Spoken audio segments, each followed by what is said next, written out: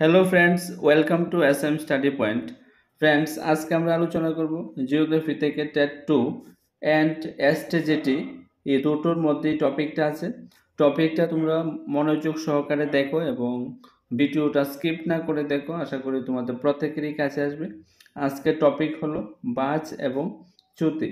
তাহলে আমরা প্রথমে কনসেপ্ট এবং টেক্সট বুক থেকে পুরাটাই নেওয়া, শেষে অনেকগুলি কোশ্চেন নিয়ে আলোচনা করব।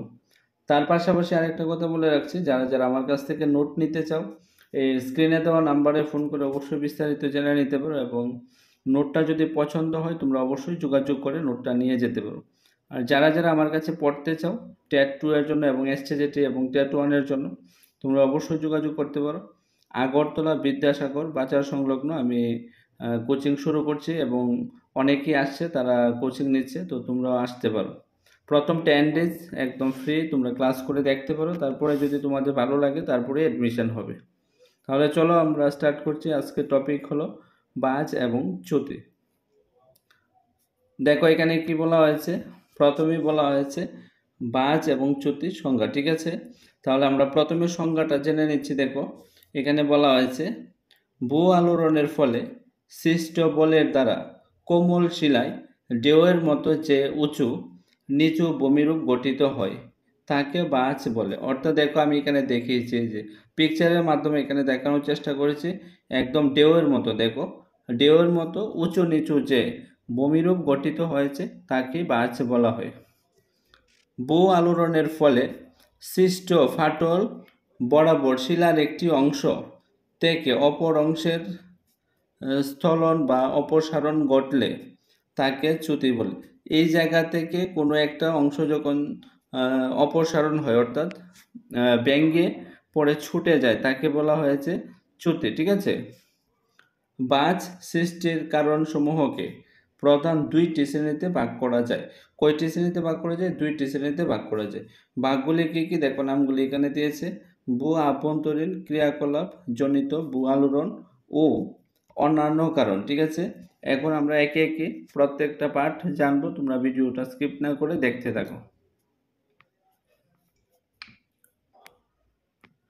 নেক্সট এখানে নাম্বার ক নাম্বারে কি দিয়েছে, ভূ আভ্যন্তরীণ ক্রিয়াকলাপ জনিত ভূ আলোড়ন, ঠিক আছে? ভূ অভ্যন্তরের বিভিন্ন পদার্থের নানা প্রকার ক্রিয়াকলাপের প্রভাবে ভূত্বকে পার্শ্ব চাপের সৃষ্টি হয়। বিভিন্ন ধরনের ক্রিয়াকলাপের প্রভাবে ভূ অভ্যন্তরে অর্থাৎ মাটির নিচে বিভিন্ন ধরনের ক্রিয়াকার্য সংঘটিত হয়। সাধারণত কোনো পাললিক শিলা স্তরের উভয় দিকে প্রবল অনবমিক পার্শ্বচাপ প্রযুক্ত হলে পাললিক শিলা স্তরে বাজের উৎপত্তি ঘটে। অর্থাৎ পাললিক শিলাস্তরে এটা বেশি দেখা যায়। এবং এটা কি বলা হয়েছে, দেখো এখানে বলা হয়েছে সাধারণত কোনো পাললিক শিলাস্তরের উভয় দিকে যখন প্রবল অনবমিক পার্শ্বচাপ প্রযুক্ত হলে পাললিক শিলায় স্তরের বাজের উৎপত্তি ঘটে। এরও পার্শ্বচাপ বিভিন্নভাবে সৃষ্টি হতে পারে, আর এটা বিভিন্নভাবেই সৃষ্টি হতে পারে, ঠিক আছে? নাম্বার 1-এ কি দিয়েছে দেখো, তাপীয় সংকোচন। এই যে তাপীয় সংকোচনের কারণেও সৃষ্টি হতে পারে বাজ। যেমন এখানে দিয়েছে পৃথিবীর তাপ বিকিরণের মাধ্যমে তরল অবস্থা থেকে ধীরে ধীরে শীতল ও কঠিন হওয়ার ফলে শিলাস্তরের কুঞ্চন সৃষ্টি হয়। এবং কঠিন অবস্থা থেকে ধীরে ধীরে যখন শীতল ও কঠিন হয়, তারপর শিলাস্তরের কুঞ্চন সৃষ্টি হয়। এই কুঞ্চন বৃদ্ধি পেলে বাজের উৎপত্তি ঘটে। আর এই কুঞ্চন যখন বৃদ্ধি পাবে এবং বাজের সৃষ্টি হবে। দেখো পিকচারের মাধ্যমে আমি বোঝানোর চেষ্টা করেছি। এদিকে চাপ পড়ার পরে মাঝখানটা একটু উঁচা হয়ে গেছে, এদিকে ওই জায়গাটা উঁচা হয়ে গেছে, এটাকে বলা হয়েছে বাজ, ঠিক আছে? নেক্সট কি আছে দেখো। নেক্সট এখানে দিয়েছে 2 নম্বর, বিপরীতমুখী অনবমিক চাপ। ভূ অভ্যন্তরের নানা কারণে অনেক সময় ভূপৃষ্ঠের শিলাস্তরের উপর বিপরীতমুখী প্রবল অনবমিক পার্শ্বচাপের সৃষ্টি হয়। এর ফলে শিলাস্তরের বাজের সৃষ্টি হয়। অর্থাৎ বিপরীতমুখী প্রবল অনবমিক পার্শ্বচাপের সৃষ্টি হতে পারে এর ফলে শিলাস্তরে বাজের সৃষ্টি হয়। 3 নম্বরে কি বলা হয়েছে, পরিচলন স্রোত। ঠিক আছে, পরিচলন স্রোতের মধ্যে নাম্বারে কি আছে দেখো, বলা হয়েছে গুরুমণ্ডলের উপরের স্তরে পরিচলন স্রোতের প্রভাবে ম্যাগমা ও উষ্ণ গ্যাস ভূপৃষ্ঠে গামী হয়। ম্যাগমা ও উষ্ণ গ্যাস কি হয়, ভূপৃষ্ঠগামী হয়, অর্থাৎ পৃথিবীতে উপরের দিকে উঠে আসে। দুইটি পরস্পর অভিমুখী স্রোত ভূপৃষ্ঠের নিচে মিলিত হয়ে নিম্নগামী হলে ভূত্বকে পার্শ্বচাপের ফলে বাজের সৃষ্টি হয়। ভূত্বকে পার্শ্বচাপের ফলে বাজের সৃষ্টি হতে পারে। নেক্সট আমাদের কাছে 4 নম্বরে কি আছে, পাত সংস্থান। ঠিক আছে, আধুনিক ও বিজ্ঞানীদের মতে ভূত্বক কতগুলি ছোট ও বড় পাতের সমন্বয়ে গঠিত। কতগুলি ছোট এবং কতগুলি বড় পাতের সমন্বয়ে সংগঠিত হয়। এই পাতগুলি খুব ধীর গতিতে চলমান, আর এই পাতগুলি কি হয়, খুব ধীরে ধীরে চলাফেরা করে। ঠিক আছে, পাত সঞ্চালনের ফলে একটি পাত আর একটি পাতের নিচে অনুপ্রবিষ্ট হলে মধ্যবর্তী মহিকাতে সঞ্চিত বিপুল পরিমাণে পলিরাশি সংকুচিত হয়ে বাজ পর্বতের সৃষ্টি করে। একদম সুন্দর করে বলে আছে, তোমরা একবার যদি বুঝতে না পারো 2-3বার ভিডিওটা স্কিপ না করে শুনতে থাকো, দেখবে ভালো বুঝতে পারবে। নেক্সট কি আছে দেখো, আমাদের কাছে নেক্সট আছে এখানে 5 নম্বর, আগ্নেয় অনুপ্রবেশ। ঠিক আছে, প্রবল ভূ আলোড়নের ফলে অনেক সময় পাললিক শিলাস্তরের নিচে আগ্নেয় উদ্ভেদ ঘটে। এর ফলে পাললিক শিলাস্তরে বাজের সৃষ্টি হয়। ঠিক আছে, গম্বুজের মতো আকৃতি বিশিষ্ট ল্যাকোলিথ এক প্রকার আগ্নেয় উদ্বেগ। ঠিক আছে, ল্যাকোলিথ এক প্রকার আগ্নেয় উদ্বেগ ছিল এটা। নেক্সট, ল্যাকোলিথের উপর সাধারণত এই রূপ। ঠিক আছে, নেক্সট দেখো আমাদের ঊর্ধ্বব চাপ। ঊর্ধ্বব চাপের মধ্যে কি আছে, ভূপৃষ্ঠের নিম্ন থেকে কোনো ঊর্ধ্বব চাপ সৃষ্টি হলে ভূপৃষ্ঠে অবস্থিত পাললিক শিলাস্তরে বাজের উৎপত্তি হতে পারে। যেমন ভূপৃষ্ঠের নিম্ন থেকে সল্ট ডোম এর ঊর্ধ্বচাপের ফলে এইরূপ বাজের সৃষ্টি হয়। ঊর্ধ্বচাপের ফলে এইরূপ বাজের সৃষ্টি হতে পারে বলা হয়েছে। ঠিক আছে, নেক্সট কি আছে দেখো, নেক্সট এখানে বলা হয়েছে অন্যান্য কারণে বাজ এর উৎপত্তি। ঠিক আছে, অন্যান্য কারণের মধ্যে নাম্বার 1-এ আছে কোনো কোনো সময় পর্বতের উচ্চস্থান থেকে অতি বৃহৎ আকৃতির প্রস্তরখণ্ড নিম্নে পতিত হলে পতিত স্থান বসে গিয়ে স্থায়ীভাবে বাজের সৃষ্টি করে। ঠিক আছে, নেক্সট কি আছে দেখো 2 নম্বর, হিমবাহিত অঞ্চলে বিশাল তুষারের চাপে নরম শিলাস্তর বসে গিয়ে ভূপৃষ্ঠে ছোট ছোট বাজের সৃষ্টি করে। ঠিক আছে, দেখো নেক্সট কি আছে, চ্যুতির সৃষ্টির কারণ। আমরা এতক্ষণ যা জেনেছি বাজ সৃষ্টির কারণ জানতে পেরেছি, এখন হলো চ্যুতির সৃষ্টির কারণ। ঠিক আছে, ভূ আলোড়নের ফলে সৃষ্ট টান বা প্রসারণের বলের প্রভাবে চ্যুতির সৃষ্টি হয়। ঠিক আছে, বলের প্রবাহ। ঠিক আছে, বলের প্রবাহের মধ্যে কি আছে, বাজের ক্ষেত্রে সংনমন বল অনুভূমিকভাবে কাজ করে।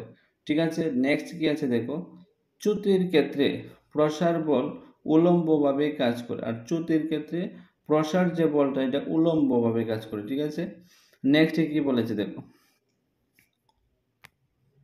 নেক্সট আমাদের এখানে বলেছে শিলার মধ্যে কি আছে, পাললিক শিলা গঠিত অঞ্চলে বাজের প্রভাব বেশি লক্ষ্য করা যায়। কি লক্ষ্য করা যায়, বাজের প্রভাব বেশি করে লক্ষ্য করা যায়।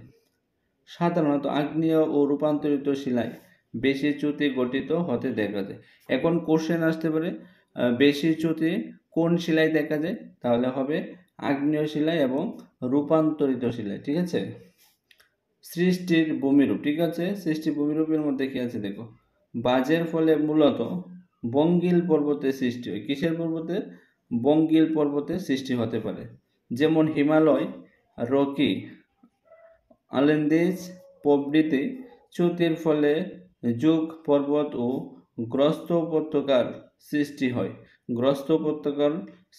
ঠিক আছে, নেক্সট কি আছে দেখো, বাজ সৃষ্টির নিয়ন্ত্রক সমূহ, এগুলি কিভাবে নিয়ন্ত্রণ করা যাবে দেখো, শিলার তাপ ও চাপ সহনশীলতার মাত্রা, তারপরে কি দিয়েছে শিলার দৃঢ়তা, স্থিতিস্থাপকতা এবং কাঠিন্য, এগুলির মাধ্যমে কি করা যাবে? নিয়ন্ত্রণ করা যাবে। নেক্সট কি আছে দেখো আমাদের কাছে, এখানে বলেছে বাঁচের সৃষ্টির প্রক্রিয়া। বাঁচ সৃষ্টির প্রক্রিয়াকে 3 ভাগে বিভক্ত, ঠিক আছে? 3 ভাগে। 1 নম্বরে কি আছে? ছিন্ন বাঁচ প্রক্রিয়া। নেক্সট কি আছে? প্রবাহ বাঁচ প্রক্রিয়া। নেক্সট কি আছে? ফ্লেক্সার বাঁচ প্রক্রিয়া, ঠিক আছে? নেক্সট কি আছে দেখো, বাঁচের গাঠনিক উপাদানসমূহ। বাঁচের গাঠনিক উপাদানসমূহ: নিম্নতল নতি, শীর্ষরেখা, গ্রন্থি বিন্দু, গ্রন্থি অঞ্চল, গ্রন্থি রেখা, বাজের অক্ষ, ফাটল দারুণ, স্তরায়ন তল ইত্যাদি, ঠিক আছে? এগুলি কি? এগুলি বাজের গাঠনিক উপাদান সমূহ। নেক্সট কি আছে দেখো আমাদের কাছে, আমরা এতক্ষণে বাজ এবং চ্যুতি নিয়ে যে কনসেপ্টটা আলোচনা করে নিয়েছি, ঠিক আছে? এখন এই চ্যাপ্টার থেকে যে কোশ্চেনগুলি হবে তোমরা দেখো, একদম মনোযোগ সহকারে ভিডিওটা স্কিপ না করে দেখতে থাকো। নাম্বার 1-এ কি বলেছে? কোন উপায়ে শিলাস্তরে বাজ সৃষ্টি হয়? তাহলে আনসার কি হবে? অনুভূমিক পীড়ন এবং অনুভূমিক পীড়ন এবং সংক্রমণজনিত বল, ঠিক আছে? নেক্সট কি আছে? 2 নাম্বার, অনুভূমিক ভূ-আলোড়নের ফলে ভূত্বকীয় শিলাস্তরে, বিশেষ করে পাললিক শিলাস্তরে একাধিক বক্রকার সৃষ্টি হলে তাকে কি বলা হয়? আনসার হবে বাজ বলা হয়, ঠিক আছে? সংক্রমণের ফলে সৃষ্ট বাজকে কি বলে? ঠিক আছে, সৃষ্ট বাজকে কি বলে? এটা হবে বক্রণ বাজ বলা হয়, বক্রণ। নেক্সট কি আছে? 4 নাম্বার, সমান্তরাল ফাটলের মাধ্যমে সৃষ্ট বাজকে কি বলে? এটা হবে ছিন্ন বাজ বলে, এটাকে কি বলা হয়? ছিন্ন বাজ বলা হয়। নেক্সট কি আছে দেখো 5 নাম্বার, নমনীয় শিলাস্তরের সৃষ্ট বাজকে কি বলা হয়? এটা হবে প্রবাহ বাজ বলা হয়, এটাকে কি বলা হয়? প্রবাহ বাজ বলা হয়। 6 নাম্বার, অনুভূমিক রেখা বরাবর শিলাস্তরকে কি বলা হয়? এটা হবে আয়াম বলা হয়, ঠিক আছে? আয়াম। 7 নাম্বার, কোন শিলাস্তরে স্তরায়ন তল দেখা যায়? এটা হবে পাললিক শিলাস্তরে স্তরায়ন দেখা যায়, পাললিক শিলাস্তরে স্তরায়ন দেখা যায়। নেক্সট কি আছে দেখো আমাদের কাছে 8 নাম্বার, ভূ-আলোড়নের ফলে সৃষ্ট পীড়নের মাত্রাতিরিক্ত হয়ে শিলাস্তরে ফাঁক সৃষ্টি হলে তাকে কি বলা হয়? এটা হবে ফাটল বলা হয় তাকে। যে রেখা বরাবর শিলা গড়ের তল থেকে যায় তাকে কি বলা হয়? তাকে বলা হয় গ্রন্থি রেখা বলা হয়, ঠিক আছে? গ্রন্থি রেখা। নেক্সট কি আছে দেখো আমাদের কাছে 10 নাম্বার, শিলাস্তরের বাজ সৃষ্টির অন্যতম কারণ কি? এটা হবে পার্শ্ব চাপ, ঠিক আছে? 11 নম্বরে কি আছে দেখো, ভূগাঠনিক পাত সঞ্চালনের ফলে কোন নবীন বঙ্গীল পর্বত সৃষ্টি হয়েছে? এটা হবে হিমালয় পর্বত সৃষ্টি হয়েছে, হিমালয় পর্বত। 12 নম্বর, কোন বঙ্গীল পর্বত পাতের অনুপ্রবেশের ফলে সৃষ্টি হয়েছে? এটা হবে রকি এবং আলেন্দিজ পর্বত, ঠিক আছে? রকি এবং আলেন্দিজ পর্বত। নেক্সট কি আছে দেখো, নেক্সট আমাদের কাছে আছে 13 নম্বর, কয়েকটি বঙ্গীল পর্বতের উদাহরণ হলো কি? হিমালয়, রকি, আলেন্দিজ এবং আরস পর্বত, ঠিক আছে? নেক্সট কি আছে 14 নম্বর, শিলাস্তরের বাজের সৃষ্টি হয় সংক্রমণ বলের প্রভাবে, ঠিক আছে? নেক্সট কি আছে দেখো 15 নম্বর, বাজের গঠন নিয়ন্ত্রিত হয় শিলাস্তরের বক্রতার দ্বারা, ঠিক আছে? শিলাস্তরের বক্রতার দ্বারা। 16 নম্বর, চ্যুতি হলো একটি কি? অন্তর্জাত প্রক্রিয়া, অন্তর্জাত প্রক্রিয়া। নেক্সট আমাদের কাছে কি আছে দেখো 17 নাম্বার হবে। 17 নম্বরে বলা হয়েছে কোনটির ফলে ভূত্বকের চ্যুতির সৃষ্টি হয়? এটা হবে উলম্ব আলোড়নের ফলে, ঠিক আছে? উলম্ব আলোড়নের ফলে। নেক্সট 18 নাম্বার, চ্যুতির ফলে ভূভাগ বসে গেলে তাকে কি বলা হয়? গ্রন্থ উপত্যকা বলা হয়, ঠিক আছে? গ্রস্ত উপত্যকা বলা হয়, গ্রস্ত উপত্যকা বলা হয়। নেক্সট কি আছে 19 নম্বর, চ্যুতির ফলে ভূভাগ উপরে উঠে গেলে তাকে কি বলা হয়? স্তূপ পর্বত বলা হয়, তাকে কি বলা হয়? স্তূপ পর্বত বলা হয়। নেক্সট কি আছে দেখো 20 নম্বর, ফ্রান্সের বুজ পর্বত কি ধরনের পর্বত? এটা হবে স্তূপ পর্বত। ঠিক আছে, স্তূপ পর্বত। 21 নাম্বার, চলিত সৃষ্টির সবচেয়ে সহায়ক শিলা কোনটি? এটা হবে পাললিক শিলা। ঠিক আছে, এটা হবে পাললিক শিলা। 22 নাম্বার, ব্ল্যাক ফরেস্ট পর্বত কোথায় অবস্থিত? এটা হবে জার্মানিতে অবস্থিত। ঠিক আছে, জার্মানিতে। 23 নাম্বার, ভূ আলোড়ন এর ঊর্ধ্বমুখী ভূমিরূপ হলো, ঠিক আছে, ঊর্ধ্বমুখী ভূমিরূপ হলো স্তূপ পর্বত। ঠিক আছে, স্তূপ পর্বত। 24 নাম্বার, ভূ আলোড়নের ফলে কোনো জায়গায় বসে গেলে তাকে বলা হয় গ্রস্ত উপত্যকা। ঠিক আছে, তাকে কি বলা হয়? গ্রস্ত উপত্যকা বলা হয়। নেক্সট কি আছে দেখো, আমাদের কাছে বলা হয়েছে কয়েকটি গ্রস্ত উপত্যকার উদাহরণ হলো, অপশন আনসারে কি দিয়েছে? রাইন নদীর উপত্যকা, নর্মদা নদীর উপত্যকা, বারি নদীর উপত্যকা ইত্যাদি। ঠিক আছে, নেক্সট 26 নাম্বার, কয়েকটি স্তূপ পর্বতের উদাহরণ হলো, এখানে যা আছে সবগুলি স্তূপ পর্বতে, সাতপুরা পর্বত, পশ্চিমী ঘাট পর্বত, বুজ পর্বত, ব্ল্যাক ফরেস্ট পর্বত, বিন্দু পর্বত ইত্যাদি সবগুলি হলো স্তূপ পর্বতের উদাহরণ। 27 নাম্বার, গ্রস্ত উপত্যকার আরেক নাম কি? এটা হবে গ্রাবেন। কয়রা ফলা আছে? গ্রাবেন। ঠিক আছে, এটাকে গ্রাবেন বলা হয়। ফ্রেন্ডস, এই ছিল আমাদের আজকের বাস থেকে এবং চ্যুতি থেকে প্রথমে কনসেপ্ট, তারপর কিছু গুরুত্বপূর্ণ কোশ্চেন নিয়ে আলোচনা। আশা করি তোমাদের কাছে খুবই হেল্পফুল হবে। যদি ক্লাসগুলি তোমাদের কাছে ভালো লেগে থাকে, তোমরা তোমাদের মতো করে সোশ্যাল মিডিয়াতে শেয়ার করতে পারো ক্লাসগুলি, এবং কমেন্ট এবং লাইকের মাধ্যমে তোমরা অবশ্যই জানাবে ক্লাসগুলি তোমাদের কাছে কীরকম লাগছে।